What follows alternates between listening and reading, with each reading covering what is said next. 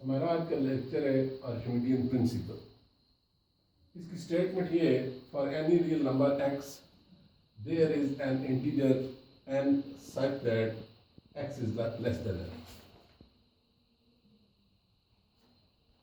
For any real number x there is an integer n such that x less than n. दूसरे लफ्ज़ों में ये यहाँ पे ये कहना चाहता है कि हर रियल नंबर के लिए उससे बड़ा एक इंटीजर मौजूद होता है। कोई भी रियल नंबर आप सपोज करते हैं तो उससे बड़ा आगे जो है ना हमारे पास इंटीजर मौजूद होगा। आप कहते हैं कि 20.1 तो उससे बड़ा इंटीजर आगे 21 मौजूद है। कोई भी आप नंबर सपोज कर रियल तो उससे आगे आप कंसिडर कर सकते हैं उससे बड़ा इंटीजर। तो इसको हम प्रूफ करते हैं। प्रूफ में हम ये करते हैं कि कॉन्ट्रेरी जो है सपोज करते हैं। हमने प्रूफ ये करना है कि हर इंटीजर के लिए, हर रियल नंबर के लिए उससे बड़ा इंटीजर मौजूद है। तो हम कॉन्ट्रेरी क्या सपोज करते हैं कि नहीं जी, हर रियल नंबर के लिए उससे बड़ा इंटीजर मौजूद नहीं है। Let us contrary suppose that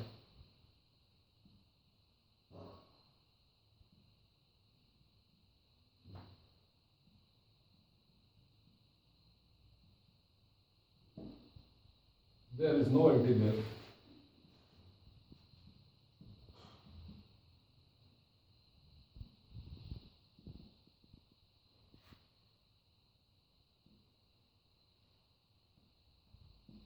such that x is less than n।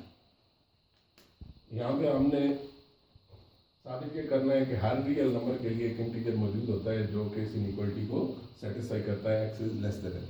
तो हम कहते हैं, इस कॉन्ट्रेरी सपोज कर रहे हैं कि ऐसा कोई इंटीजर नहीं है जो इस चीज़ को सेटिस्फाई करे, x is less than n।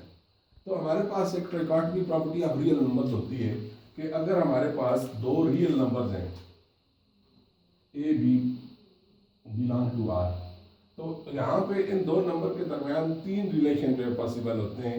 एक तो ये हो सकता है कि a लेस देन b हो सकता है, दूसरा ये हो सकता है कि a ग्रेटर देन b हो सकता है, और तीसरा क्या हो सकता है a इक्वल टू b। इन तीनों के अलावा कोई जो है ना हमारे पास चौथा रिलेशन नहीं होता। कोई सी दो नंबर लें तो लाजमी इन तीन में से कोई एक रिलेशन सेटिस्फाई कर रहे होंगे। तो अब यहाँ पे हमने क्या कहा है कि x लेस देन n नहीं है, दूसरे लफ्ज़ों में यहाँ पे ये कहना चाहते हैं। तो फिर इसका मतलब है कि बाकी पॉसिबिलिटीज कौन कौन सी बन सकती है कि x ग्रेटर देन n हो सकता है, या x क्या हो सकता है, इक्वल टू n हो सकता है। ठीक है, तो then by trichotomy property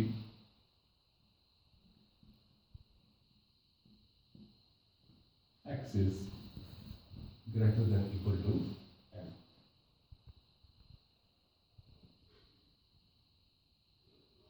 for all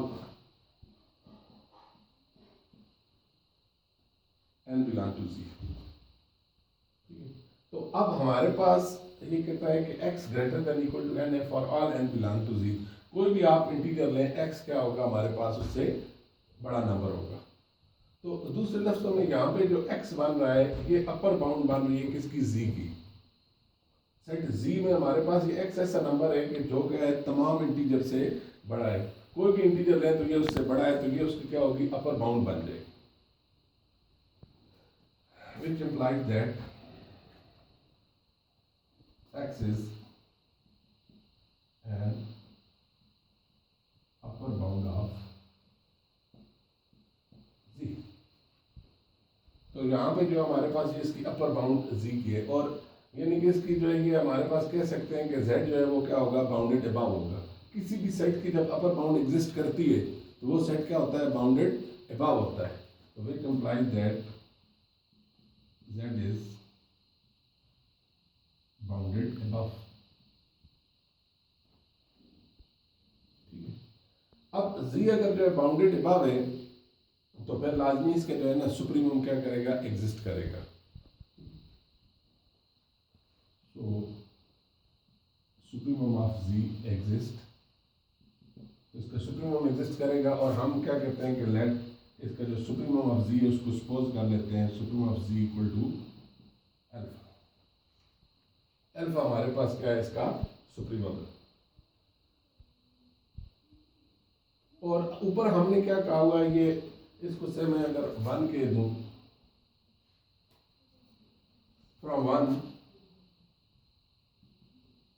x is greater than equal to क्या है हमारे पास n है, या दूसरे लफ्जों में क्या कह सकते हैं कि n is less than equal to x हो गया for all n belong to 0।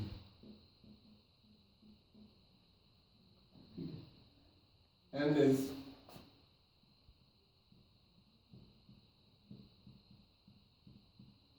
अब यहां पे ये है कि n हमारे पास less than equal to x है for all n belong to 0। कोई भी आप नेचुरल नंबर लेते हैं तो वो क्या होगा, लेस देन क्या होगा, x होगा। अब यहाँ पे n अगर नेचुरल n हमारे पास इंटीजर है तो n प्लस 1 भी क्या होगा, एक इंटीजर होगा, ठीक है। तो हर इंटीजर क्या है, लेस देन x है, तो n भी लेस देन x है, n प्लस 1 हमारे पास इंटीजर है तो वो भी लेस देन x होगा, n प्लस 2 इंटीजर है वो भी लेस देन x होगा। तो ये सारी चीजें हमारे पास क्या होंगी, लेस देन x होंगी, तो n plus 1 is less than equal to x आ जाएगा। अब n plus 1 less than equal to x है, और ऊपर हमारे पास जो है, अगर हम ये कहते हैं कि अल्फा क्या है, सुप्रीमम ऑफ z है, तो z के तमाम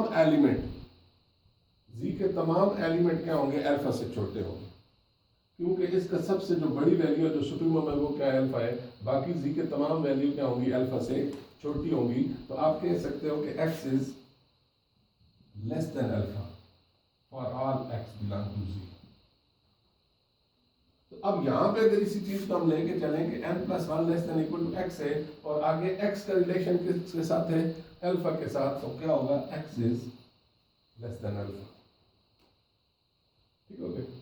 तो अब यहाँ पे हम क्या करते हैं, पूरी इनइक्वालिटी में से, या इसमें अब ट्रांजिटिव प्रॉपर्टी यूज करते हैं। ट्रांजिटिव प्रॉपर्टी क्या होती है कि अगर a less than b less than c हो तो हम क्या कह सकते हैं कि a लेस देन c। तो यहाँ पे वो रूल अप्लाई करें तो क्या बनेगा कि n plus 1 is less than alpha,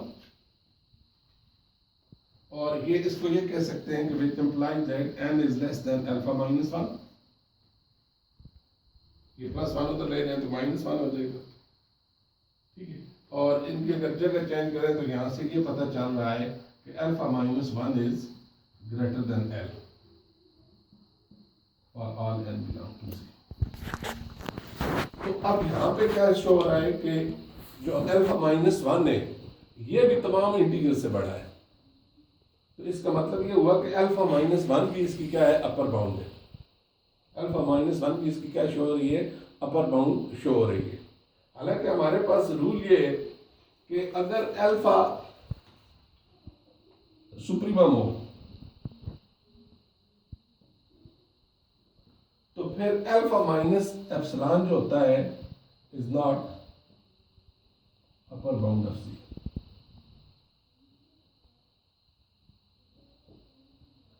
तो अल्फा में से आप एप्सिलॉन यानी कि एप्सिलॉन अप्रोचिंग टू 0 कोई छोटे से छोटा नंबर भी जब सुप्रीमम में से माइनस करते हैं तो वो फिर उसकी अपर बाउंड नहीं रहती। तो यहाँ पे ये क्या शो हो रहा है कि alpha minus 1 is an upper bound of G. तो अब ये देखें उस चीज के हमें इस रूल की कंट्रडिक्शन मिल रही है कि अगर सुप्रीमम में से छोटा नंबर आप माइनस करते हो तो वो उसका क्या होता है, अपर बाउंड नहीं रहता। अगर अल्फा में माइनस, अच्छा तो यहाँ पे हमारे पास ये होता है कि अल्फा अगर सुप्रीमम ऑफ जी हो तो alpha minus epsilon is not upper bound of G होगा, ठीक है। अल्फा में से आप छोटी से छोटी चीज माइनस करोगे तो वो उसकी अपर बाउंड नहीं रहता। फॉर एग्जाम्पल अगर हमारे पास एक सेट है ए 1 2 3 अप टू 10, अगर इसका supremum of A equal to 10 है, ठीक है। अब मैं अगर 10 में से माइनस 0.1 करता हूं, वही एप्सिलॉन यानी कि 0.1 ले लिया, तो ये हमारे पास क्या बच गया 9.99, ठीक हो गया। तो अब ये जो नया नंबर आया है 10 माइनस 0.1 9.9, ये ए की अपर बाउंड नहीं है, क्योंकि कम से कम उसका अपर बाउंड क्या होती है, उसके तमाम एलिमेंट से बड़ी होती है, ग्रेटर देन इक्वल टू होता है। तो अब जो हमें नया नंबर मिल रहा है 9.9 तमाम एलिमेंट से बड़ा नहीं है, क्योंकि एक एलिमेंट 10 ऐसा है जिससे वो क्या है, छोटा है। तो अपर बाउंड तो छोटी किसी नंबर से नहीं हो सकती। तो इसी तरह अगर अल्फा सुप्रीमम हो तो अल्फा माइनस एप्सिलॉन उसके अपर बाउंड नहीं होती। अब यहाँ पे अगर हमने लिया था कि सुप्रीमम ऑफ जी अल्फा, तो अल्फा माइनस एप्सिलॉन क्या होना चाहिए, जी की अपर बाउंड नहीं होनी चाहिए। अगर अल्फा माइनस 1 की क्या होना चाहिए, यहाँ पे अपर बाउंड नहीं होनी चाहिए, लेकिन यहाँ पे क्या शो हो रहा है कि alpha minus 1 is an upper bound of G. ठीक है, तो ये क्या आ गया, ये कंट्रडिक्शन आ गई इस रूल के। उस रूल की वजह से ये क्या है, which is contradiction.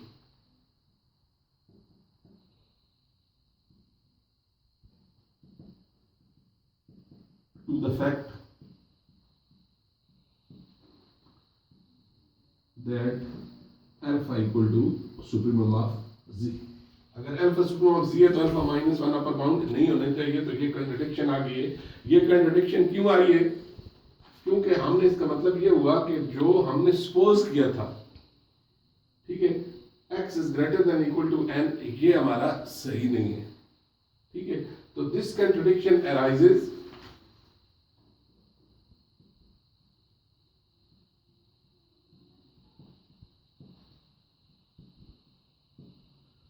Due to our